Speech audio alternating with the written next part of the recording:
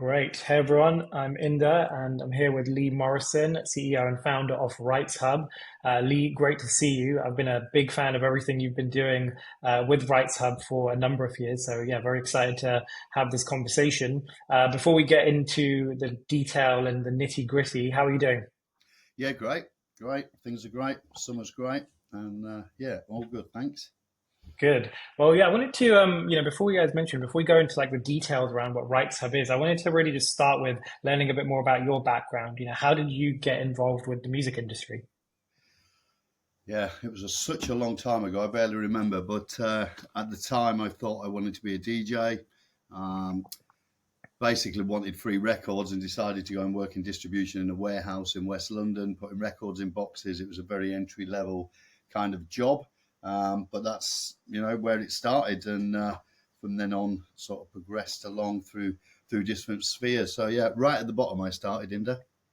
Nice. And I guess, would you say you've seen like multiple sides of the industry from kind of DJing and artistry all the way down to more of the back end? Like, yeah, tell us more about that journey and some of the different roles that you went through throughout your career. Yeah, yeah. I mean, absolutely. I've seen all sides, really. I mean, when you're dealing with, firstly, in the warehouse and just putting records in boxes, that's a good start because you learn about the product. You learn, what a barcode is, you're sort of, you're definitely learning a steep curve there in the way it used to be. I was very fortunate along the path. I then got into going out and meeting customers and selling records into vinyl shops in London and surrounding areas. That in itself is very different, knowing what shop does what and what the genres and getting into different styles of music that I potentially wasn't into, and understanding those styles and what sells. From there, I kind of moved into label services, and then we were looking after artists and labels and doing everything for them. Myself and my business partner at the time had set up a fair deal label services company because we believed that many people were being ripped off in the industry by companies that were not really doing a lot. Um, it wasn't the best time to start that business because the vinyl boom was kind of dropping at that time, and this new thing called digital came along, which actually, looking back, was actually probably one of the best things that ever happened. It was tough at the time, but it was really good. So yeah, we got word through the Association for Independent Music. There was this new thing called digital coming along. There was this thing called iTunes that was going to come from a company called Apple, and we did a lot of the joint licensing work. Well, Alex did, who was my business partner at the time. And so we were introduced to this space of digital right at the beginning. Nobody actually had any idea what it was, apart from the fact that, oh my goodness, this is going to cannibalize our business and everybody's going to take our music for free, and how are we going to live and all the rest of it. But as we now know, from there, we set up a digital distribution company. It was one of the first in the UK. Looking back at it, it's now indirectly owned by the Orchard, which we actually merged it into another company, which was then acquired and then acquired by the Orchard. So, lessons learned there, but that was a really good journey. And progressing along that digital path, I then went to work at a company called Skint Records, where I was head of digital. And then went to work at Fuga, which was all supply chain management, for record labels. And then I was headhunted and went into a company called Believe, which I presume a lot of the sort of listeners and whatever will know. They're now the largest fully independent digital distribution company worldwide. In that job, that was a great learning curve because, we've seen not only the transition from downloads to streaming, the birth of YouTube and the growth of YouTube and other opportunities to monetize. And at that point, digital was really getting properly accepted, by kind of everybody. I grew that business. We did phenomenally well. I set up offices in many locations around the world and ran all the naming rights and the rights management for the group. I reported directly to the CEO. That was, again, fantastic, learning a lot about naming rights, and I did the US mechanicals. There was a lot of issues around that. So that's been the journey before setting up rightsHUB, and how we got to the point where I realized that there needed to be technology for rights holders to help them in their day-to-day business. And that's how we ended up with the brand. I guess it's seeing that transition from sort of physical to digital. There must have been a lot of fear around what this means and a lot of, I guess, learning taking place as the industry was just kind of forming itself. Was this, I guess, also around the same time things like Napster were very prevalent? Like, what was the general sentiment with artists and labels around this time as they're sort of thinking about their music IP and how, what's going to happen to it? Yeah, very similar to what's going on right now, actually. And yeah, so yes, Napster, LimeWire, there was other sort of peer-to-peer type sharing services, and many people were scared. They thought that content, they were never going to get paid for it. They didn't understand it, which is the big thing. But I think, I'm in the electronic space. I'm in all music now, obviously, but my background is electronic music. And I think that the electronic scene is always the early adopters of technology, because electronic music is what it is, right? It's instruments, and it's, so it was a lot more forgiving in the electronic side. We were going out and actually selling, no, look, this is a good thing. And they were like, yeah, but, I still want my vinyl press. I'm like, yeah, but your vinyl's selling, 300 to 500 units now, whereas you were selling 2,000 units before.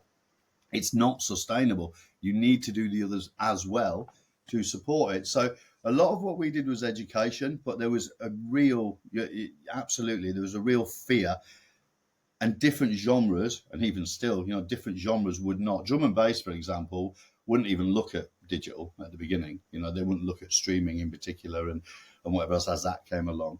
And then obviously other genres of music, but now obviously everything's caught up. So I like to think the electronic side boosted that as we went.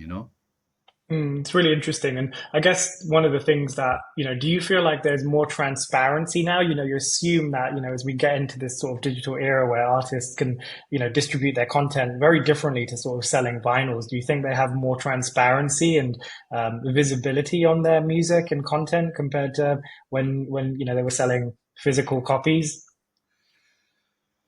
Yeah, I mean, when you were selling physical copies, you kind of, you put your stock into your distributor, you waited, and then they give you a weekly report or whatever at best, and then paid you at the end of the month. And it was all very basic, right? And I think now transparency is a big word. I think that it should be totally transparent.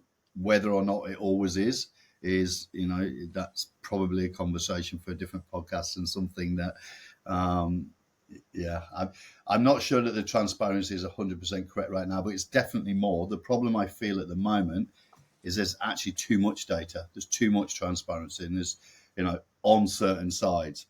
But yeah, there's definitely more transparency, and it's better, but we've still got a long way to go, especially around things like performance and exploitation of your recordings and where they are outside of just your straight up sales.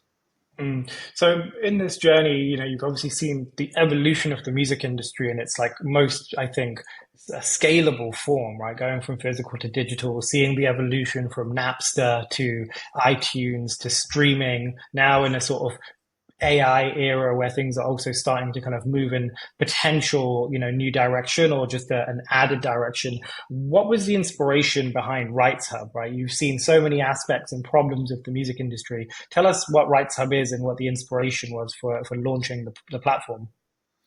Yeah, I mean, the inspiration originally was I was going to build a multi-rights platform to go out and rival other companies and get involved in rights management myself, actually.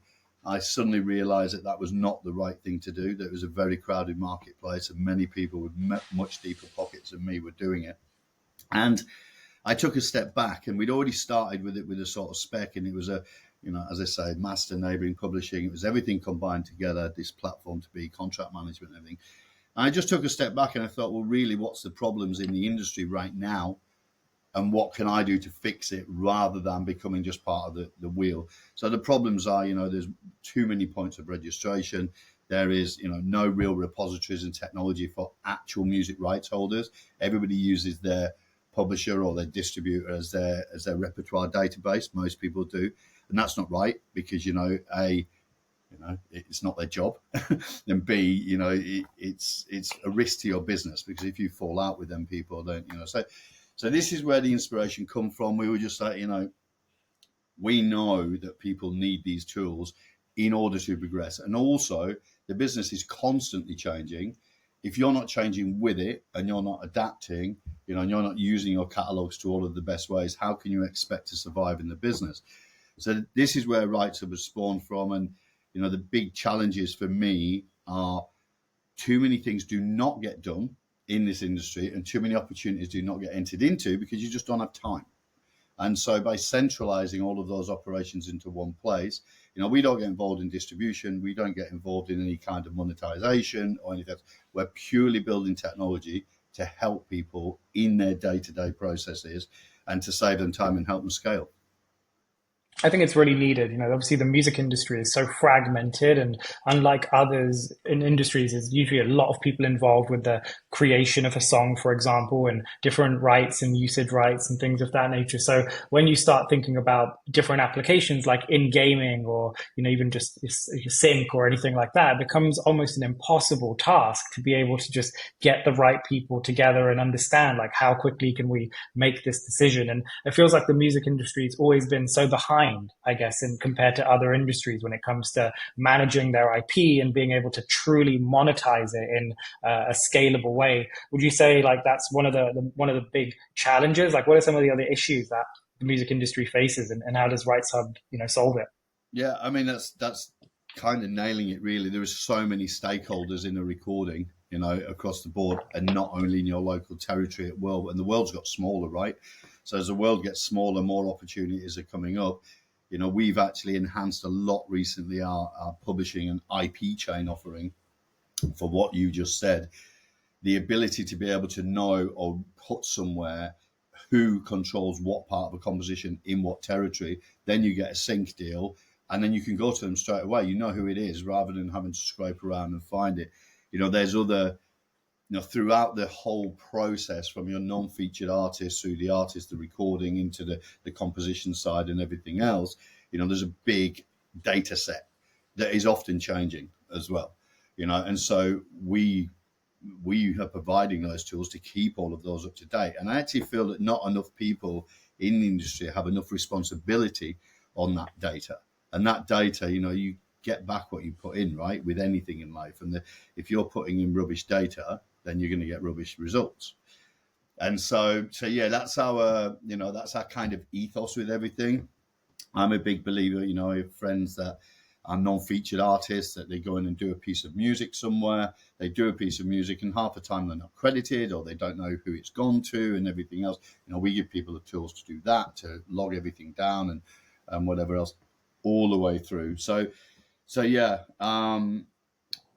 does that answer the question? It does. It does. It feels like there's a number of things, right, that are really interesting. Like one is how many artists and labels have like lost revenue because of incomplete data and just processes of not filling in their information correctly. So it feels like there's a number of things there where it's like lost revenue that could be captured if you just had that data in a more structured format, but then also making it more efficient to be able to allow people to transact with you and your IP in a way that allows you to make these decisions quicker and really speed up that process, which it feels like it's so needed. It's strange that the music industry is, up until this point, has not really had these tools and solutions that are really kind of being adopted at scale. But rightsHUB, I think you really have found a great pocket of the music industry that you've been able to grow within. Like, tell us some of the clients and partners who are using the platform, or some of the early supporters of the ecosystem.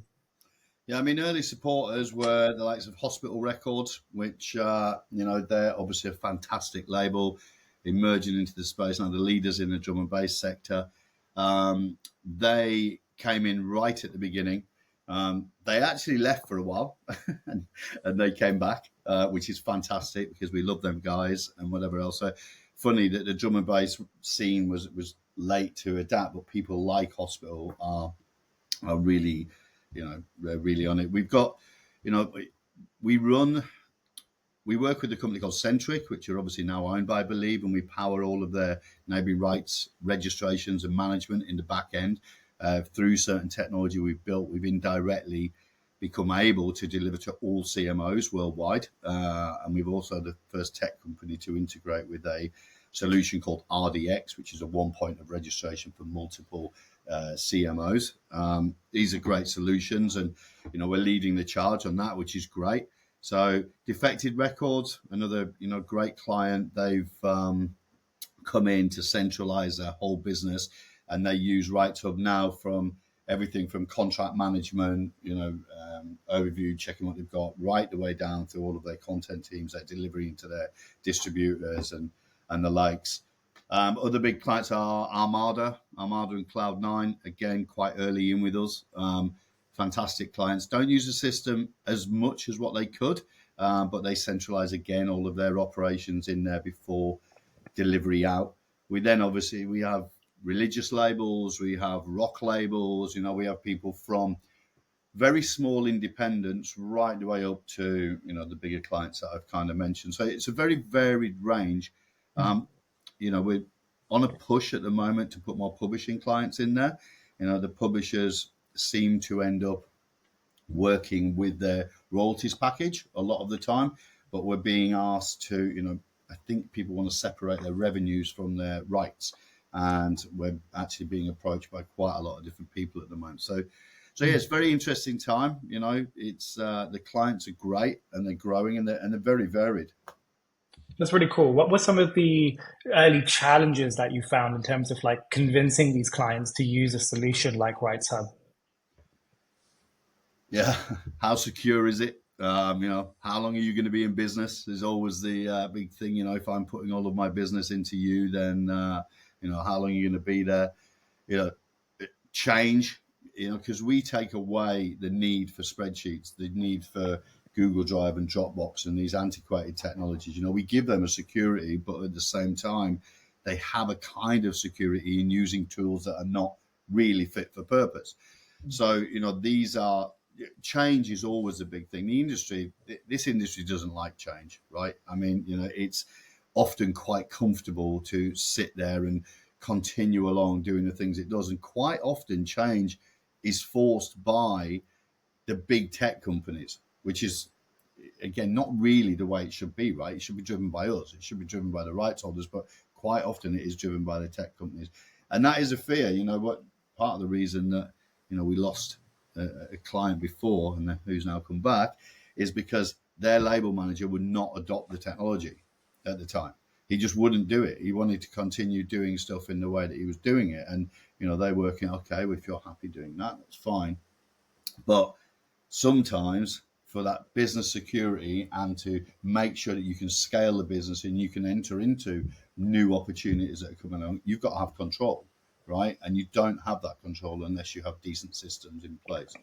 I mean, it's interesting what you said before, and I'm just backtracking a little bit on the we were talking about people not being paid properly and how to get more revenues through and whatever else. And one of the biggest emergencies, for me, and in people being paid and making sure they're getting the revenues that are due to them on the performance side is music recognition technology.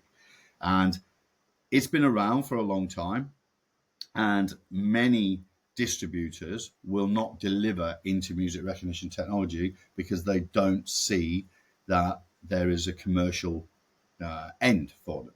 So this is the likes of, for people that don't understand it, the likes of Grace Note or Shazam, but all the way down through Audio who are making big scenes now. There's BMAT, which is, and DJ Monitor, which has the Kuvo with Pioneer or Alpha Theta, as they're now known. But there's many of these music recognition technology services, a company called PEX in the States that look after online and social media stuff, and they track everything. So they're tracking, and they're tracking what's going on, and they're seeing what's performed. And quite often they're sending that data back to the performing societies. And it's not really going back to the rights holders, and this is something that needs to change because, in order to do more with your catalogue and understand what's going on with it and understand what's being used, and to make sure you're being paid properly, the transparency issue, and that's that word again of transparency, people need to be able to deliver this catalogue into music recognition technology. And if your distributor's not doing it, you need a solution. You can't even get onto broadcast with, like TV in the UK unless you're registering with SoundMouse and the likes, and into there, for Sky and for ITV and all the rest of it. So just the monetization and the transparency bit comes into music recognition. It's just something we set up right at the beginning. And you can actually deliver to all music recognition technology right at the beginning of the process, whereas it's a very different way of working. So it's quite a USP that we have. Well, that's interesting. So why don't we walk through just like a high level, like what are some of the logical, like what's the user experience like a new label who's coming on who already has a catalog, maybe they're thinking about, new monetization. They want to also just get a single view on their catalog and maybe they have a plan to exit at some stage. Like what are some of the logical ways that a rights holder would come and use the platform? Like what would be their typical process of onboarding? Yeah, so if we're talking about record labels, let's stick with that kind of side. I mean, Hmm. the first thing is we are connected pretty much to all major distributors in and out. So we have feeds, and we're able to take, much like a DSP can, a feed from, say, a Fuga, a distributor, I believe, an Orchard or whatever. So they set up an account with us. Their catalog is all delivered in. They have no work to do. Um, you know, Once that's in, there is then data cleaning, validation, looking at, because any catalog that's heritage, everything keeps changing, right? And as I said, the tech companies tend to lead the charge on what data sets they need. So half the time they'll come in and they'll start working on the catalog and they'll see if it's up to today's standards and start adding, content in. Then they move along the scale. And it depends what services they're using. The next thing they're setting up all of their releases. We set up all of their connections. So this would be anything from the likes of disco, the sync platform, through to music recognition, to their royalties package, to their distributor, their publisher, anti-piracy, maybe whatever you need to send data. We add all of those connections because we provide all of those in the back end. Once they're in, the client can then deliver to all of those from one entry. So they're using our systems, of which we have a lot of copy functionality and templates and ways to make the whole data entry easier, because a lot of the time you just double data entry in the same stuff for each release. And then you're pushing buttons. The time saving involved at that point is huge. And then, if you're saving time, you've got more time to spend on marketing, right? So that's generally the process. Legal and business affairs can sometimes be a little bit longer. Their contracts, the way that they have to get them in if they're doing the old stuff. We have contract. I like people to work end to end. So to come into the platform, to use the contracts platform, to start issuing their contracts, sending their contracts. Once they come back, they know it's back. They can notify their team members. Then they can start getting all the release data in. And it's a process, right? And all of that process can be done in rightsHUB. Wow. And so you've got everything set up, all your music's on there, your catalog's there, your contracts are set up. And I assume those kinds of things are going to be super helpful, like as mentioned, on monetization of really, identifying, lost revenue potentially, but also if a company may have plans to exit or sell in the future, a tool like this could also be extremely valuable for them to really understand the value of their catalog and give that transparent information. Like, what do you think, what are some of the most like main use cases that you see labels coming in to get excited about? I'm assuming there's different aspects of the product that are most valuable. But yeah, what are some of the things that are really kind of adding value for your partners? Yeah, I mean, it's all of it, really. I mean, on the acquisition side, you're exactly right. So we have some catalog companies that use us that actually work in different ways, where sometimes they'll get the catalog delivered and then they'll do some of the due diligence by adding in a lot of the contract stuff and seeing what's there and mapping everything together and whatever else. We have rights holders that are looking to sell and that are prepping those catalog for sale. And then again, we've worked with other external companies. We don't do this ourselves, but on scanning of contracts and PDFs and then importing that into our system so they can start getting the data in, knowing what rights they've got. A lot of that work for me comes from when I was at Skint. We actually prepped that catalog for sale to BMG, and I didn't know at the time that's what was happening. The catalog now is with BMG, and a lot of the work we did there tried to translate that into the platform so that it can happen. So yeah, catalogs are moving everywhere all of the time, and prepping. If you are a rights holder, there would be nothing better than getting that catalog ready, knowing 100% what you've got, and then you can go out and force a better value, right? Of a better valuation and achieve more money. There is nothing worse than getting 6 months down the line for an investor and then finding out actually you don't even have access, you don't even have the rights anymore to those top 5 records that are the 95% of your income. So yeah, I mean, that's a big value. And as I say, we have people doing that at the moment that are cleaning and polishing and looking at what their end games are and everything. There's a lot of people acquiring catalogs. But again, the biggest thing for me is clients generally come in to have full security and control over their catalogs. That's generally the biggest thing. They want to know that they have access to that data should something come along that they want to enter into. So, you know, when you're with a distributor, you obviously give the distributor the rights to do what they're going to do. Quite often, a distributor will take a long time to license a new type of technology or a new platform or a new, the licensing negotiations are lengthy, but lots of people want to enter into these deals, so maybe they might go and enter into them themselves and they'll start monetizing whatever before their distributor's even done it. Even when the distributor gets the deal in place, sometimes the actual technical integrations take forever. So, we give the opportunity to be able to get into new deals, to be able to look at emerging technologies. And I was talking to a client yesterday. We've just got a new video streaming service that can provide like 24-hour videos on YouTube. It's brilliant. And it's actually used by some of our really decent clients. And I didn't even know about them. We've done an integration. It literally took a day. We've done it in a day, and now we're going out and between the two of us, we're promoting them to other people. It's a fantastic service. Other people wouldn't even know it was there, So yeah, I think that's kind of the main values that we get. Very cool. Do you find a lot of the clients that you bring on do have like incomplete data? Is it pretty kind of consistent across the board from the big organizations down to the smaller ones? Do you see like these recurring challenges across the board? If the client is coming in and moving, and so quite often, as I say, we've got these feeds in and out of distributors. There is always work to be done on the catalog, always. And this is just sometimes because systems work in different ways, or because the data keeps on updating and changing. So there's always something. Each client's different though, and it depends. Honestly, it depends what distributor it's with and how long the catalog's been in there, because certain distributors actually demanded a slightly higher data set back in the day. Some of it we see. It is all very, very, very different. But we built a very powerful tool called Data Doctor. And Data Doctor, you can basically select any of your catalogs. You can send it to the Data Doctor with parameters. So we want to know, is all the artwork up to today's standards and size? Is there a different number of composer and publishers? Is the artwork, I've said that on, but anything you want. Is there duplicate ISRCs, duplicate barcode? You can check any part of your catalog. You send it in, and you can go. It's a very easy way to clean and update those catalogs.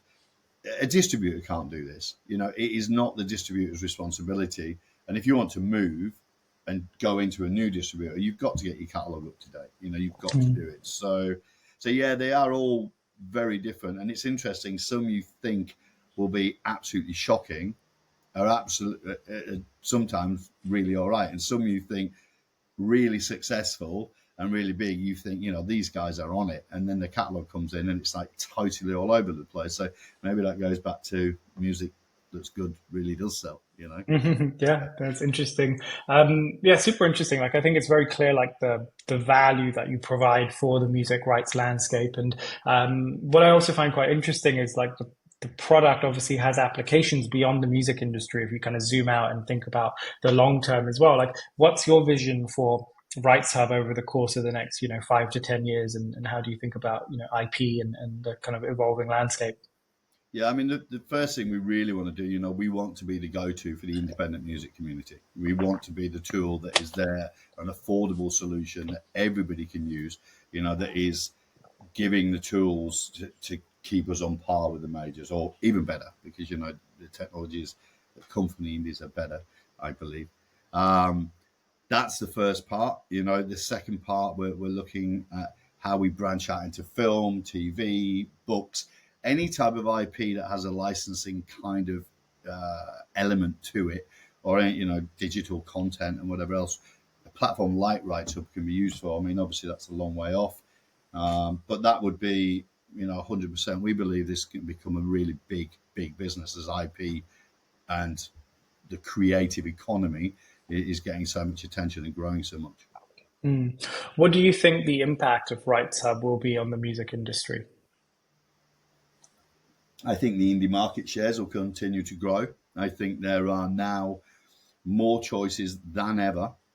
It's clear why the majors are buying independent companies for their market shares, and the route to market's changing, right, as we know, and it's constantly changing. So I believe that having the tools RightsHUB is just going to, like RightsHUB, is just going to continue to allow people to explore more and more opportunities. And I think the independent sector will continue to grow. I think, the major labels, amazing for some people, bad for other people, but the choice that you have now, the choice is staggering. And I think that by centralizing and having somebody that isn't owning and controlling your rights and everything else, I believe that we can allow people to enter into that choice a lot more freely and try things, So I think, we're going to boost the independent market shares and how people operate. I love that. One of the big challenges of the landscape right now is, we kind of mentioned that it's sort of Napster-esque moment that maybe the industry is going through, is this rise of AI. Like, what do you think about the role that AI is going to play in the music industry? I guess there's many different layers to that question, but yeah, do you fear AI? What do you think about like what's happening right now, and what might come in the future, and how should artists, labels kind of protect themselves and think about this kind of next era? Yeah, I mean, AI in itself, I personally would think that there will end up being kind of content that is flagged as AI generated, easy listening, like a lot of the relaxing music stuff and whatever else, and it will have to be notified that it's AI generated. How much is AI generated is obviously another question, because I have friends that are producers that use certain levels of AI in order to make certain sounds, but then they're fully producing music. So it's a very interesting subject. I think it's definitely going to have an impact, on all creative. We're creating content now for our website, for example, and we create everything in AI. We're getting all of the artwork and the shots we need and everything else. It's all created by a friend of mine who's really into the AI scene. So library music and the likes of that type of thing, I see being massively affected by AI personally. When it comes to artists, and electronic music and whatever else, you would hope that people, artists are going to have to be. You can't follow an AI chatbot, right, or an AI bot or whatever. You can, I suppose, but you can't go out and watch it perform live. Although you actually can do that now as well. I mean, I think artists are just going to get more creative with this stuff. I think you did a post actually yesterday, which is fascinating to see.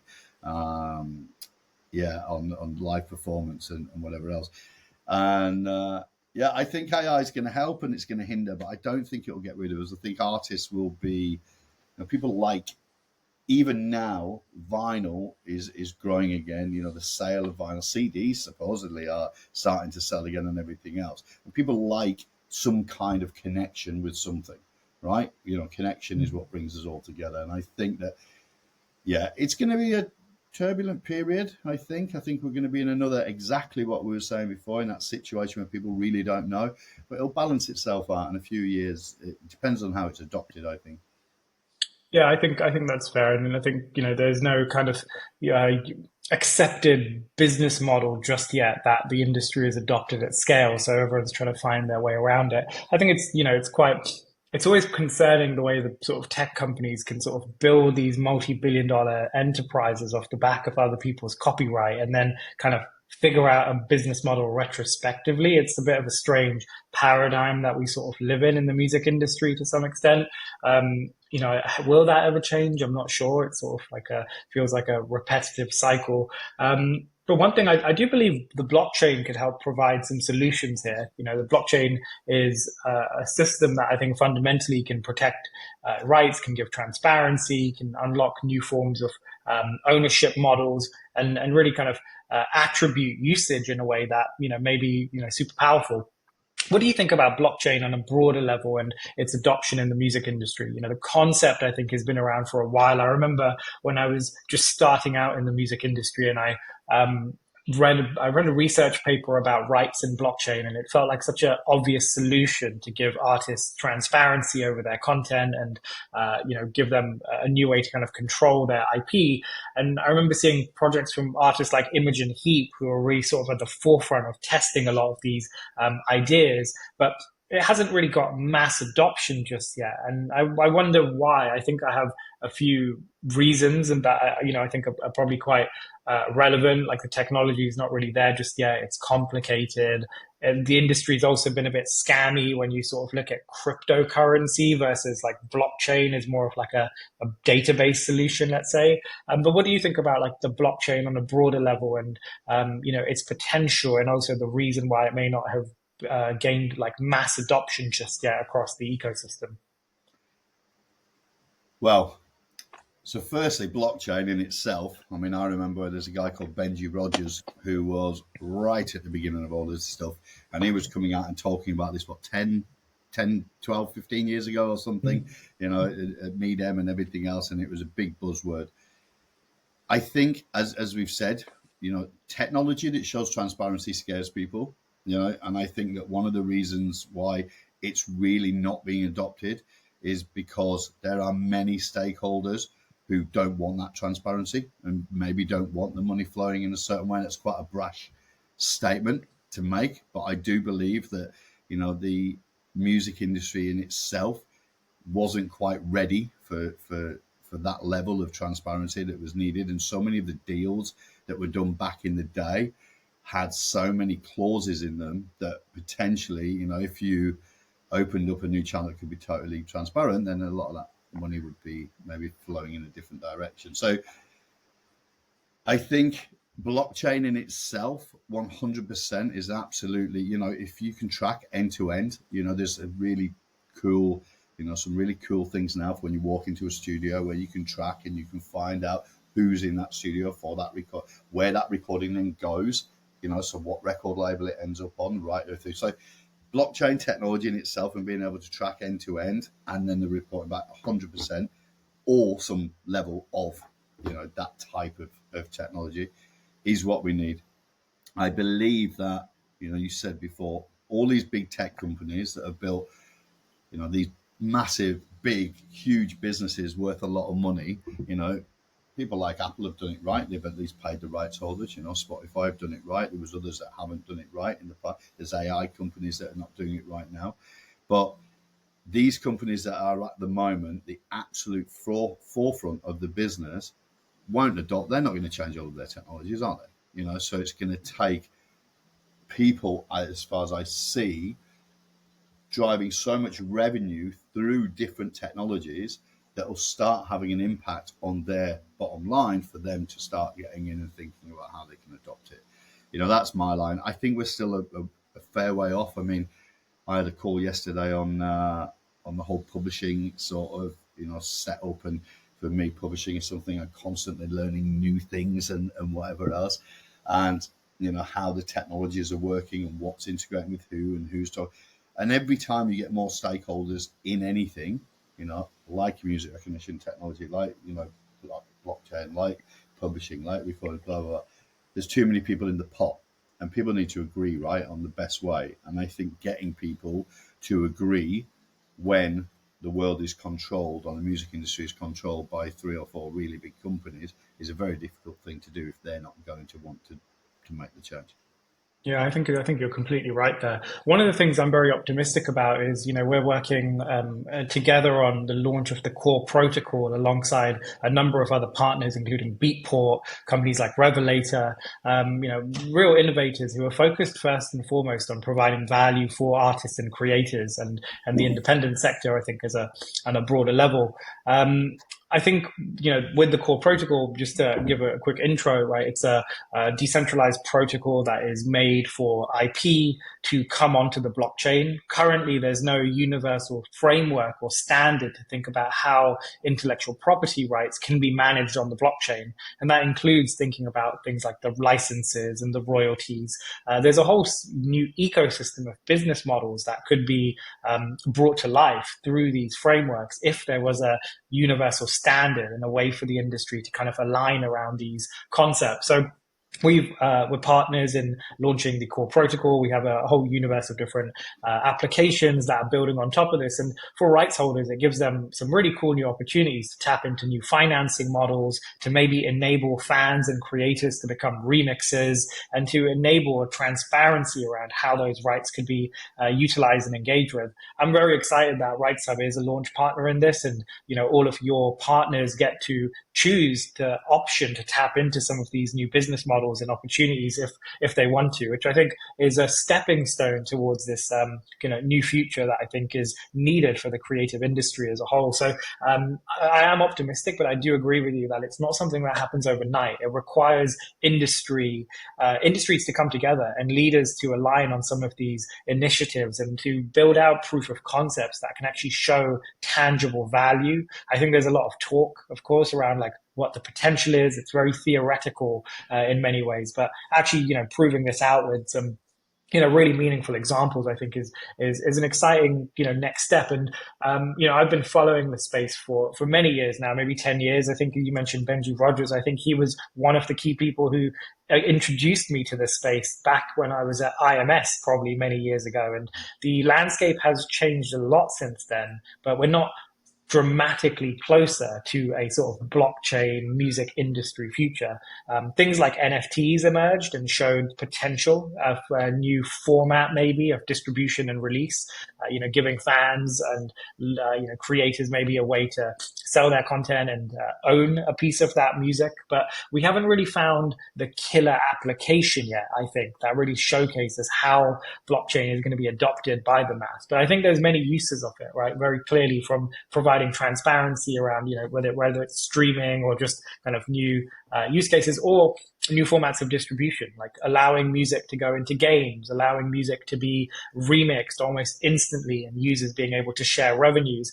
Those kinds of systems need some level of transparency, I think, for artists to be able to want to explore it. And I do think blockchain plays a cool role here. But very excited to be working with you on the launch of the KOR Protocol, and really showing some of these proof of concepts and examples. Anything that you're excited about, when you think about what this future could mean for you, for the music industry as a whole? All of it. I mean, it's all of it is, as I say, everybody's got to have options, right? And so the more options you have, and the more routes to market, and there is a lot now.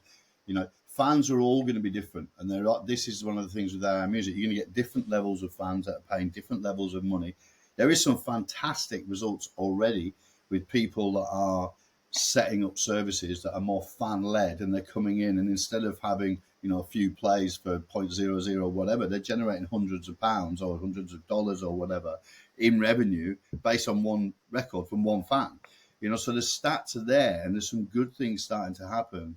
I mean, all of it is. This is why we're in this, right? Because it's dead exciting, and people like yourself that are pushing forward these new ideas and innovations and everything. Again, a lot of this for me often comes from people backed up in the electronic, sort of side of the business. You've got people in there that are really innovating and doing stuff, and that will pull people along. I think the whole digital currency thing, something I don't know massively about, but I do think that this whole new space can't evolve that much until there's more people understanding how digital currency works and everything else. If you're asking people to pay for stuff in a certain way, building that front layer to make it look like you just put your credit card in and then everything is paramount to this, because people are worried that cash is going and all the rest of it. So I think there's hurdles, and if people can, I know there's services now that make it you go onto them and you don't even know, and it's all sort of Web3 underneath and everything else. But it's got to be easy. It's got to be easy to adopt. I agree. I think you're completely right there. I mean, it's funny, I guess, in these early stages of these new technologies emerging, people focus so much on the technology and not on the value that it provides. And so the technology ends up taking more of the mind share than it needs to. It's like, this needs to just be in the background. You don't hear people talking about what database Spotify is using, right? You don't hear people discussing these platforms in that way. But currently the space is still very much kind of focused on the tech and focused on this much more complex side of it. But I think you're completely right. Once it's abstracted in the background and is just a value added system that can clearly demonstrate what it does for people, it then actually proves its case, I think, on a much kind of broader level. But very exciting time, I think, for the industry. I think the rise of AI has opened up some important discussions again around how we can protect artists and labels and rights holders and give them transparency and ultimately give them the ability to tap into these new business models. And I think the combination of Web3 and AI starts to bring these pieces together. One tool for transparency and attribution, another system that actually can just enhance creativity and give artists a new way to express and release their music in new formats without completely reducing the kind of value of their music. But I think we'll be, having these discussions for a few years now. I think until we start to see, the next kind of, business models start to emerge, and hopefully they are designed in a way that protects, artists first and foremost, and really gives them. Luckily, there's people out there that have the vision and the foresight, and that can maybe go that couple of years and whatever else until it becomes. Because how do you, if there isn't people behind, people helping innovation, innovation has been stifled for many years, a lot of the time by licensing, which is again what's happening now with being controlled. And I know other companies that have come along that could have done some really good stuff that ended up not being able to get the deals in place that they needed to do. So let's hope that that isn't the case with all of this, and that it does. These companies that continue to stranglehold new innovation need to stop.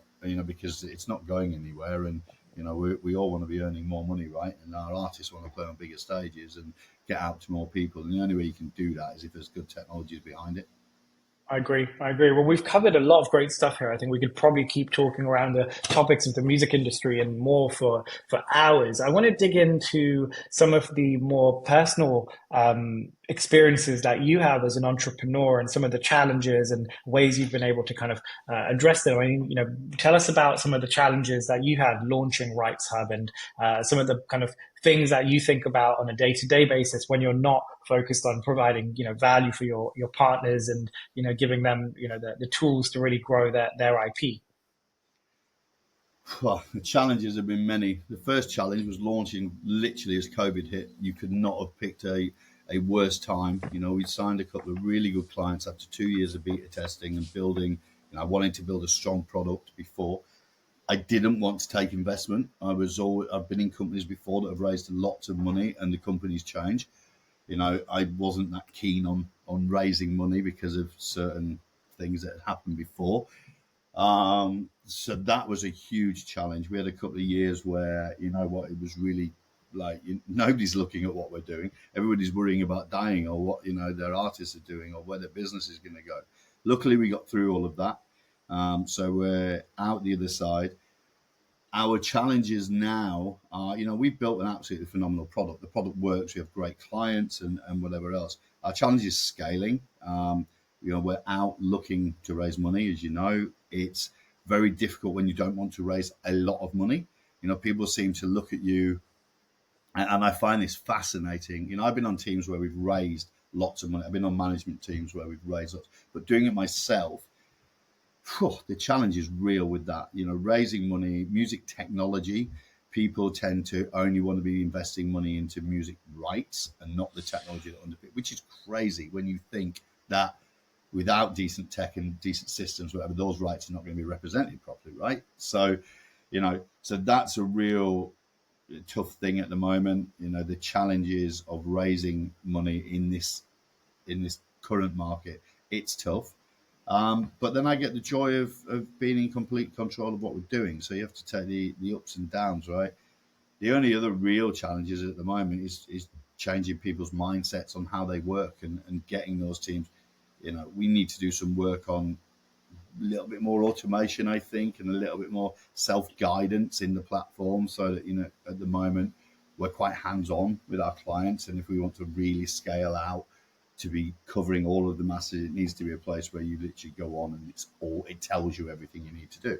But again, that requires probably a bit of investment and whatever else. So there's the real challenge we get, changing people's mindsets, which you will know 100%. It's like any new adoption of anything, and that's kind of it at the moment.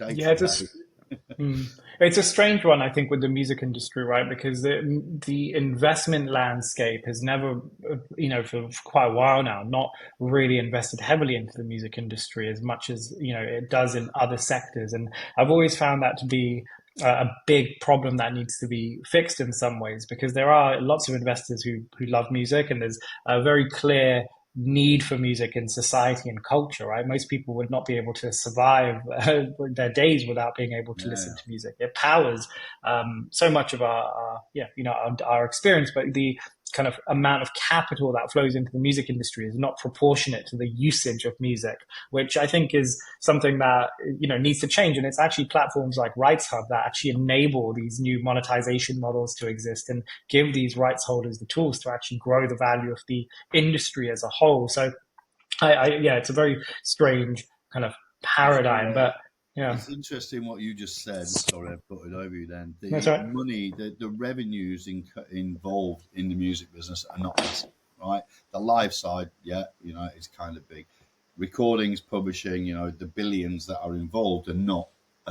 You're not looking at, you know, certain other fossil fuels. You're not looking at big numbers. You're not looking at industries that have big numbers in them. But the actual social impact, as you just said, and how that impacts everybody in their day-to-day life, and then the spin-on from that of that social impact into other businesses is actually something that I don't think these investors look at. And it's growing. It's growing all the time. We're one industry that does continue to grow. And I think sometimes investors maybe need to take a little step back and think, not just about the numbers and exactly that, on about the social and economic impacts of what we bring.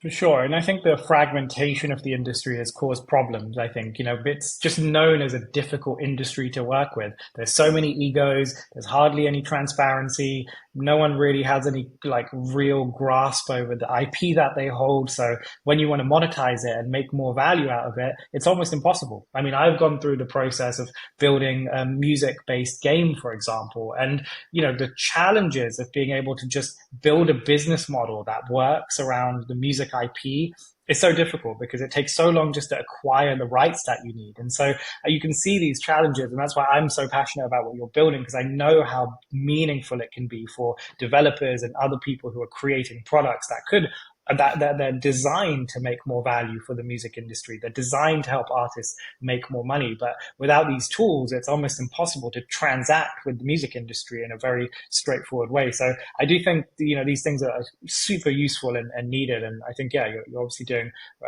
very, very important work for, creators and also the industry as a whole. Um, I want to talk about your advice for other entrepreneurs. You've obviously had incredible experience across the industry, and running a startup is by no means easy. It's a real test of resilience on every level, especially kind of as you mentioned, launching at the start of COVID. The landscape is changing. No one really like knows where things are going to go. Like, what are some of the things that you kind of point towards as like the most important advice you would give to other entrepreneurs who are sort of starting out or in their journey? I think do a lot of research first. You've got to know that there's a market there. Yeah, you've got to know there's a market. The biggest thing for me is listen to your customer. I mean, everything for me comes from our customers and the industry and the need. And sometimes that's right and sometimes it's wrong. But at the end of the day, you have to go with what the customer wants, right? And so just knowing your space, where you fit, listen to your customer, and keep those costs down. I mean, it's very, very, very difficult sometimes. If something looks too good to be true, sometimes it is. I think that's kind of it. And the only last bit I would say is we were very nearly involved with somebody who wanted to invest in us and came in, and I wasn't 100% sure on it. And I took a step back and sort of waited, and I waited, and then actually that proved to be absolutely the best point, because a lot of things come up. So choose your partners wisely, I think, is maybe the last key point I would say. No, I think it's great feedback and insight. So to finish off, I think we're almost at an hour, and would love to just hear your thoughts on what kind of legacy and impact you hope RightsHub would have on the industry. Just giving, our users, artist labels, publishers, whatever, full control over their content, and being able to get out and enter into new deals and drive creativity, and making a space that makes it easier for us to keep growing. For the independent, I've been indie all my life. I've only ever worked independent, and this isn't a slur on any of the majors. I just think that, being able to have that choice, if RightsHUB can give somebody the ability to have that choice and the option, then I think that would be a great legacy that we leave, really.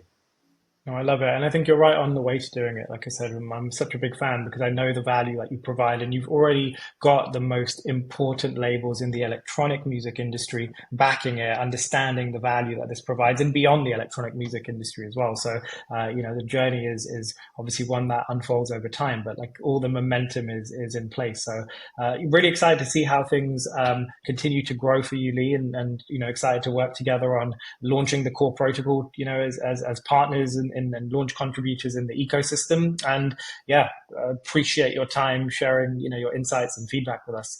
Likewise, mate, it was appreciated. Great. Cool. Cool. I'm going to stop.